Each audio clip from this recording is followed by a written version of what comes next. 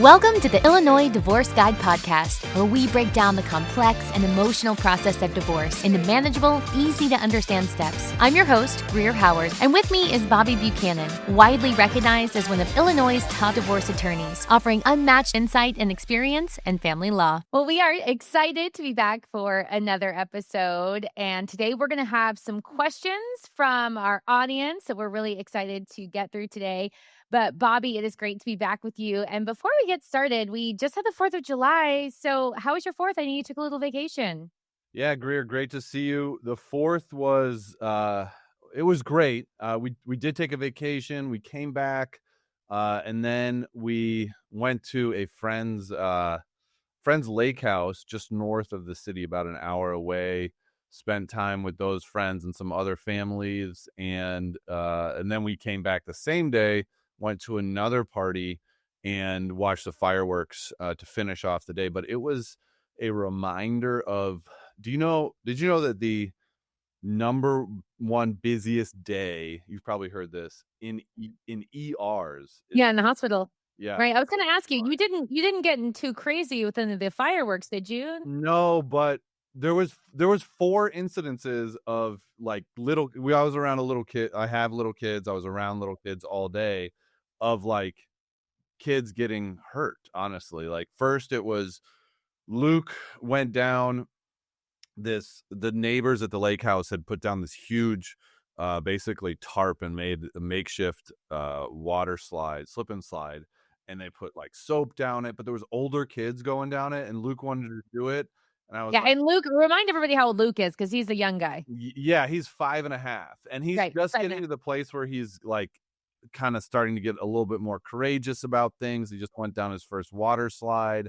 Loved it. So he saw the slip and slide. He's like, "Dad, can I do that?" I'm like, "Yeah, go ahead. Go ask the neighbors if you can do it." So he goes up there.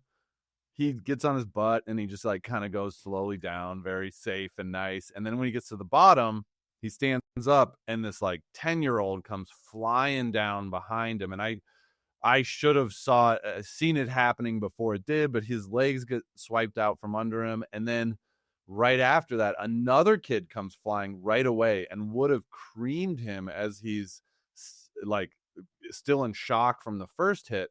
So I literally like see it happen, go into slow motion dad mode, and like yank his arm out of there and pull him out of there and avoid further disaster.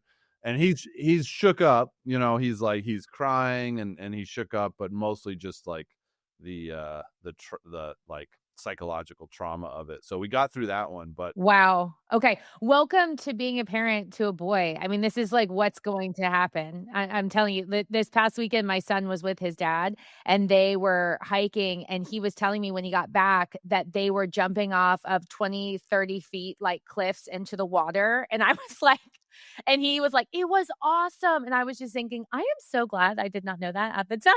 I know I think it's going to be many years of just praying that nothing worse happens. Yeah, that's crazy. The rest of the day was like, I think 3 more incidences. One of Luke's friends. Luke? No, one of Luke's friends hurt his ankle running around, and then the 2 scariest ones were, we were at a party. There was a fire pit. There was like s'mores stuff out, and fire, you can handle little kids around fire, but then you add other stuff to it, and that's when it really gets precarious, because we were doing s'mores, so we had those metal pokey things, which always are like, holy crap, what's going to happen? Someone's going to get their eye poked out. And so what happened was, one of the little girls, she was 3.5, she had bare feet around the fire, and she stepped her foot on one of the hot metal pokers. Ouch. Luckily there was we had medical staff there. There was a doctor and a nurse there, so they were like, if this was my kid, I'd take her to the ER. So she went to the ER, had a 2nd-degree burn. And then I'm standing around the fire later, or sitting, and there's a 3-year-old, and I see him, I could just see it happening in front of me. He was playing with a balloon, and he's hitting the balloon, And I think he hit it once, and I'm like, this is a bad idea. Like, and right when that dawned on me, the balloon goes into the fire, and he like literally puts his head down into the fire to try to get the balloon. And I lunge out of my chair and like yell like, no. And I scared him enough that he like, if I hadn't been there, he would have fallen like elbows into the fire with his head in the fire. And I yelled loud enough. I think I scared him backwards. He like touched his hand and got out of there. And he was okay. Okay, well, I'm glad he's okay. I mean, honestly, I was hoping that you got some rest in your vacation, but Bobby, I think you need a vacation from your vacation. It's not 100%. There is no rest when you have kids. I mean, when you have young kids, old kids, it's like, I mean, maybe when they get a little bit older, start to get a little I tell you what, but it's busy. It's busy. Well, I'm glad that, nothing catastrophic happened. That's good. Everybody did survive, but couple of scary instances there, Bobby. So, all right, it was an interesting 4th of July for you, to say the least. Yes, it's an exciting 4th of July. Yeah, and if this is coming out in like October, November, you'll just know that, hey, what Bobby was doing this past summer. So yeah, exactly. All right, well, let's get to our podcast today. We are going to be unpacking some questions that are from our listeners. So thanks so much for sending in some questions. If you have any questions, that you want us to answer, please, send them in, because every so often we do some podcast episodes like this. So I think we should just like jump right in. What do you think, Bobby? You ready for some questions? Let's do it. Let's jump in. All right. So here we go. All right. Should I shut down our joint bank account before I file for divorce? What are your thoughts? Yeah. So I think the overview here is really what we're about here, what I'm about when we think about divorce, which is smart, fast, and private. Like, how do we get our divorce done in a smart way, in a fast way, in a private way? After doing this for, I don't know, 10, 12 plus years, that's what I've figured out, everybody wants. Ultimately, nobody wants to battle it out in court for 2 years. Even people who have very contentious situations, ultimately, we all just want to get through this process and get on to the next chapter and have an agreement that makes sense. So how do we do that? Well, should I shut down our joint bank account before I file? The short answer is no. Because for multiple reasons. I mean, you're not going to get in legal trouble for doing that, at least right off the bat, you won't.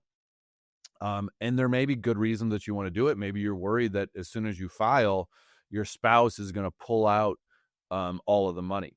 And so you want to stop that from happening. If that is a concern, then you should talk to your lawyer about possibly opening another bank account and moving some money in there. But always the concern when you are the one who's moving the money is that you start, how can I say this? You're going to lose trust with the other side. They're going to be going, what are you doing? Where are you putting the money? Why are you changing everything? And it's hard to negotiate in that sort of environment. So you have to balance that with your concerns. And ultimately it comes down to the why. Why are you wanting to shut down this joint bank account? And if your concerns are valid, and maybe you can point to something in the past and say, this is why I'm concerned and we need to do this, then your lawyer might say, yeah, I think you're right. Let's open a solo bank account, move some money in there. As long as you're not dissipating the funds, and dissipation is a legal term that means basically wasting away the funds. You're not taking that money and putting in the bonfire that we had for the 4th of July, you're okay. But again, this is about maintaining trust ultimately in the beginning of this process. Okay, so overall, maintaining status quo with your bank accounts is probably best. If you feel like there needs to be a change, that's something to discuss with your attorney. Is that a good kind of overall? Yeah, that's a good overall synopsis. Like, we want to maintain what we've been doing, and the other side could go into court and say, hey, our mortgage has been paid out of that joint account and it's not anymore, and now we need to resolve that. So by shutting that joint bank account down, there's going to be a ripple effect, and you need to make sure that all of those all of those contingencies are considered. Yeah, definitely, because there's so many bills now that are just paid like an automatic payment. So you definitely want to be thinking about any of that before shutting down any accounts. All right, let's move along to our next question. Can my spouse force me to sell the house during divorce? Yeah. So yes, they can. Unless there's a better option on the table. I mean, it doesn't just happen like, okay, if I'm not getting the house, no one's getting the house. I'm going to force you to sell it. Like that's not how it's actually going to happen. I mean, if they're like hell bent on getting you to sell the house, they could have their lawyer file a motion for the sale of the house, but there's going to be a hearing on that. And a hearing is where you, the other side, your lawyers go in front of the judge and really just talk through the situation and talk through, well, is this necessary? Is this in the best interest of the children? Is there an opportunity for you to refinance the mortgage and buy the other side out?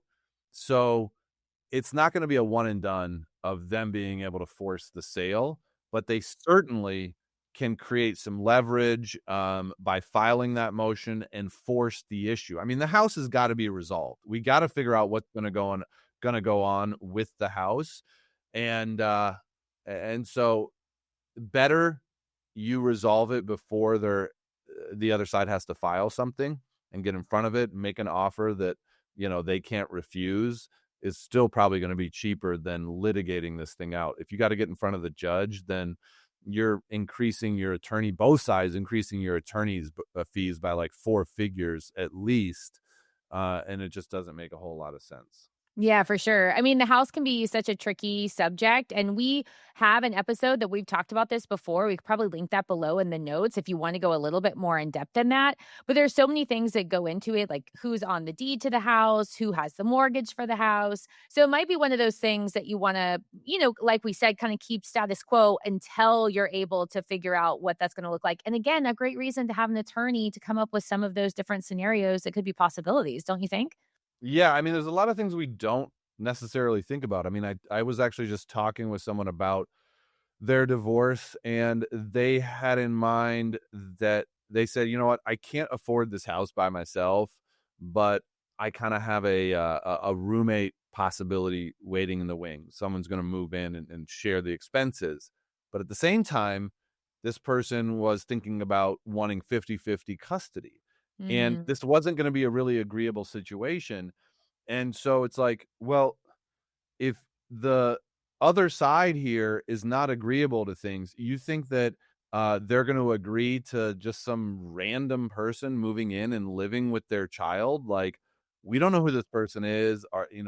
Are they a romantic partner of yours? If they're not, are they going to be bringing around their romantic partners? We don't know their relationship with partying and alcohol and all these other, like, you can't expect to just by solving one problem, you're creating another. And that's why we need to get a lawyer involved sooner rather than later. And people think about lawyers as like, I think on the negative side as people who are just out there to fight and dig in and cause problems and be throw a wrench in the works. But I see lawyers, divorce lawyers, at least the ones in my office, as experts at navigating this transition. We're not here to ultimately fight. We're here to see the problems before they arise and help you navigate them and strategically think about them. So, Yeah, absolutely. Yeah, there's so many ways to go about it, and to have an attorney on your side that's been through this so many times, knows the different options. It's just an invaluable resource. Couldn't agree more.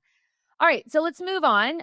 Do retirement accounts have to be split 50-50? I'm going to go ahead and just say no, because mine wasn't that way. there you go. There you go. They don't need to be. And it really comes down to what the agreement is. It's not like a default thing. I file for divorce. Okay. Then the court automatically splits the retirement accounts. Everything in a divorce can be done by agreement. And most agreements are a lot more personal. Good agreements are a lot more personal than the default rules in court. So in Illinois, yes. Well, in Illinois, it's an equitable division state, meaning that we divide marital property equitably. Usually that's 50-50, but not always. And a lot of times people say, you know what? I'm not going to touch your retirement account. You've worked hard for it. We have our different career tracks. People just think differently about their own money, how they've earned it, their earning potential in the future. So it's not uncommon for people to say, I'm going to keep my retirement account, you keep yours. Mm-hmm. And it's also not uncommon for people to say, I'm going to keep the house, you keep the retirement accounts. So there's the 50-50 thing. It does happen, but it's certainly not all divorces. Yeah, interesting. Okay, so let's move along to what if my spouse refuses to sign our settlement, Bobby? If they refuse to sign it, I mean, we have to look at why they're refusing to sign it. Are they refusing to sign it because, you've spent 7-8 months negotiating and you finally gotten to this final document? It's all drafted, you signed it, and now they're just dragging their feet for some probably emotional reason. It's a pretty big deal when we put that signature on there. It really kind of signifies an end of a chapter, and some people have a harder time transitioning. They're not necessarily where you are emotionally and mentally, so they drag their feet on that front. Or is it that there's something missing in the agreement and they're not they're refusing to sign because you gave them an offer that they don't want to accept? I mean, those are two different things. It's not uncommon that they say, well, they're not signing. It's like, well, it's not a good deal for them, or they don't truly understand that this is the end of the road and there's not going to be a better deal for them. So we got to look at why they're not doing it and then come up with a strategy to get them to do it. If they're just being stubborn, then we can create some leverage. We can file some things in court, make it so it's a little bit more painful for them not to sign it than sign it. That's usually how we get over the hump. Yeah. Now, we've talked about before, the scenario where someone is served papers for the divorce and they don't, how does that work? They don't acknowledge it or something. And then basically if they don't engage in the process, then they're really at a loss because it could end up settling in court without them. Can you kind of refresh my memory on that one? Yeah. So if you get served, if we get a client and they say, you know what, my spouse is going to be really difficult in this process, they're not going to cooperate, they're not going to sign anything, then the first thing we usually do is get them served. And by service, what that means, literally speaking, is just some third party is handing them the document. Don't worry about, they're going to avoid service. We'll get them served. There's always a way to get somebody served. So we get them served, and at that point, there's 30 days that they have to file into the case. That's right. Okay. And they have to pay a filing fee. They don't need to get a lawyer, but they at least have to navigate the court system and pay it with like a $250, $300 filing fee. Once they do that, then they're actively in the case. But if they don't do that, then we can file what's called a motion for default, where we can go to the judge and say, Judge, we've served them. They haven't responded. We'd like you to finalize this divorce on our terms. And if they don't file anything in, then the judge will do that. The judge won't just give you every single thing you want. You won't be able to have every retirement account and every bank account and every car and full custody, but the judge is certainly going to give you the best deal possible if they just ignore it. Interesting. Okay. All right. So moving on to some kid questions. How do courts handle kids' sports and extracurricular costs? Because, Bobby, as kids get older, they are very expensive and extracurriculars get more and more expensive. So how does that work? Yes, I hear that. And I feel like there's probably some personal truth in that for you. Oh, for sure. Keeping our kids, we're having a summer right now where our kids are, could be enrolled in more things. So we're suffering on the other end where we have kids running amok at the house a little bit too much, which is fine. I mean, I've actually heard this is the generation of kids that are we schedule kids. And this isn't is this a good thing or a bad thing? It just is. Kids are scheduled for a lot of stuff these days. That's kind of the thing. You get your kid enrolled. I was just talking to my buddy and he was talking about his kids having swimming today, piano today, They have camp this morning. So it's just, we all have all this stuff going on. I think when we were kids, there was a little bit more open play, like just go outside and figure out what to do, which was free. Now we got to figure out how to split the cost. So what the court is going to do is, they're going to look at, and if it gets to the court, ultimately, again, we want to see if we can resolve this without it going to the judge. Whenever it goes to the judge, it gets more expensive, but we need to use the judge's kind of guidelines, what we know the judge may do, in order to inform how we negotiate. So what a judge is going to do is look at the income of the parties, look at the cost of the extracurriculars, and sometimes it's a split. Sometimes, because of an income disparity, the breadwinner is going to pay 70% of the extracurriculars. Sometimes there's going to be a cap that's put on the amount, saying, okay, this side is responsible for $1,000 or $2,500, whatever it is, per year for extracurriculars, and someone else is going to pick up the other side.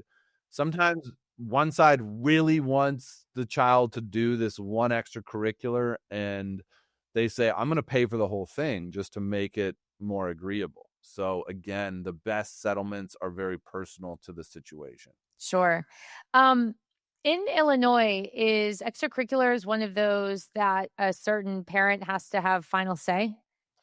Yeah, so it can be, one parent doesn't have to have final say. So you can agree that it's going to be a joint decision sort of situation, or that one parent is going to have the decision-making authority for that. Mm-hmm. That can get tricky if one parent has the decision-making authority, but both parents are paying for it. Like that can certainly bring out some feelings of resentment and unfairness. So making sure that the agreement makes sense for the dynamics that are going on is going to be important. Yeah, definitely. Okay, moving on. This is our last question. Then we're going to go into a lightning round, Bobby. Okay, is it okay to start therapy for my kids during divorce?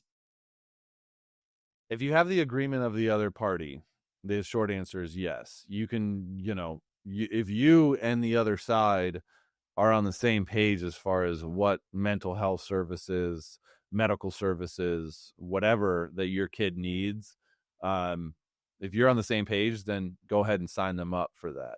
If you're not on the same page, then yeah, that you can run into some issues there, and people fight over that. Like some people feel strongly that their child does need some sort of therapy, and other people have really strong feelings against therapy. Like, oh, we shouldn't be getting our kid into this. This is going to cause even more problems. I'm not going to weigh in on my opinion on those sorts of things, but if there is a conflict between whether or not you think you want to sign them up for therapy, but your spouse doesn't, it's probably going to have to be resolved in court. Ultimately, what I like to ask my clients is, what do you think they're going to do if you just go ahead and do this? I mean, sometimes in court, in the divorce process, it does come down to it's better to ask forgiveness than permission.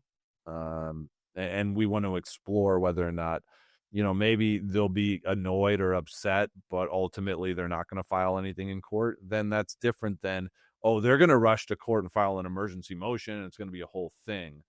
We'll figure that out, and then we'll figure out what the next steps need to be. Yeah. Well, Bobby, I don't mind giving you my opinion because I'm not an attorney. Go ahead. And I feel like if you're kid focused and you feel like your child needs some therapy, let's get your child some help and get our own egos out of it. That's just my personal 2 cents. And I love it. And I'm not going to necessarily disagree with that. For sure. But hey, don't take my legal advice because I'm not an attorney. But okay, we can't take your mothering advice though, because you are a mother. Yes, I am a certified mother for sure. Okay, so let's go into the lightning round. Now, Bobby, this means these are rapid. I'm going to ask these questions and you have like 1 to 2 sentences that you can answer. So it could be a challenge. You got to. This is an attorney's worst nightmare. Yeah. Nice. Yeah, and I'm gonna try to answer this as in as many absolutes as I can, but there's always caveats, and the lawyer's favorite expression is "it depends." So let's see if I can avoid that. Sure. Okay. Yeah, that sounds great. All right. So here we go. We got 10 questions here. Change the locks. All right. Can you change the locks? No, unless you get a court order to do so. But changing the locks is a bad idea. Is filing first an advantage? Yes, it can be more of a strategic advantage than a legal advantage. Start dating before the divorce is final. No, probably a bad idea. You're just going to make the other side jealous, make emotions run hotter, not going to make negotiation easier. Will moving out hurt custody? Possibly, yes. If you move out without the kids, it can really put you behind the 8 ball. Don't move out without the kids without talking to your lawyer. All right. I want to stop paying the joint credit card. Can I? No. If you've been contributing to the joint credit card, just stopping paying it is going to cause more problems than solving problems. Do judges read every text message? No, they don't. And they hate to read text messages, and they don't care about your text messages. And the text messages are not as important as you think they are. Secretly record spouse in Illinois. Can you do that? Can you secretly record a spouse? No, you can't. And Illinois has what's called two-party consent laws as far as recording.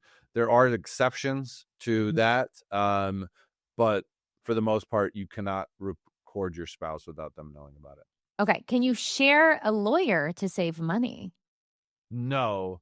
The lawyer can only represent one party. I can't give advice to one side and then give advice like, oh, this is a really good agreement for you, and then go to my other client and say, I don't think you should sign this agreement. So you need two separate lawyers.